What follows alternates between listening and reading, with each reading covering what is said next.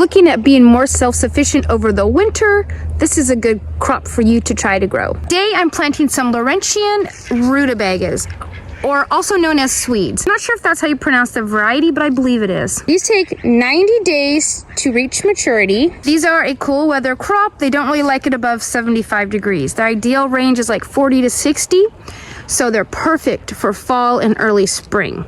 I'm gonna start them now because it doesn't get hot here.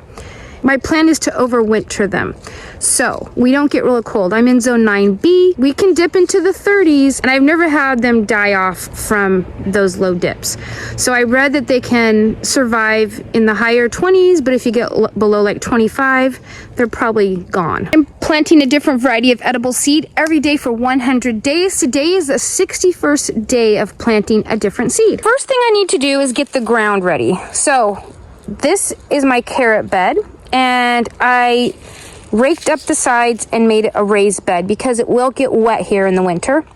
I'm going to do the same here for these rutabaga. Try to keep them out of the water as long as possible. However, last year when I planted them, it's the first year I put them in a really low spot, and I was still harvesting them throughout the winter, even though they had been sitting underwater, and they didn't rot. They were still solid and completely edible. I was really impressed.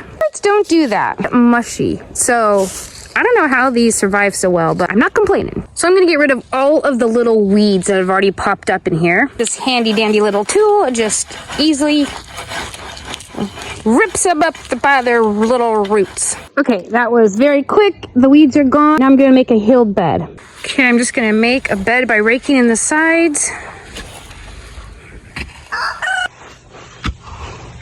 I like to use string like over there to make it nice and kind of more even, but it's getting kind of late and I just really want to get these in. This isn't going to be even anyways because I'm not going all the way down because that's gopher land and we're trying to conquer them.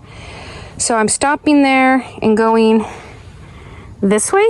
And right here was never plowed because I was saving the Swiss chard seed, so this is all very solid, not rototilled at all. Obviously I want this to be my path. I'm not going to get a ton of height, but any bit helps. This end of the garden actually doesn't get quite as low as the other side, so it lasts longer before it's, you know, up to my ankles in water, and the ducks don't actually swim in it down here, so that can tell you a little bit. Smoothing it out. It looks so pretty. Right, it's ready to plant. Change my mind. I am going to use the ropes to actually plant the seeds. These only get planted about 1/4 inch deep, so I'm just going to make like a slice under my little rope to plant the seeds in. And I'll plant them about 4 inches apart. I made a trough in here deeper than 1/4 inch, and I'll show you a trick that I have. Little seeds this time of year, it's really distinguish at first what is a weed and what is the plant you're trying to grow. So let me show you what I do. There's the seed. Drop a seed in, and I'm just going to barely cover it with soil. It's right here.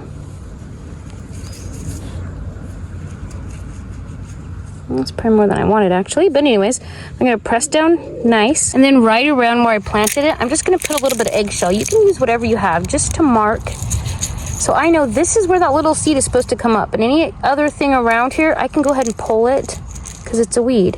Like for lettuce and stuff, I used to wait till I could actually tell, you know, that's for sure a lettuce, and all the other weeds would get real big and it was just a pain. This is so much easier.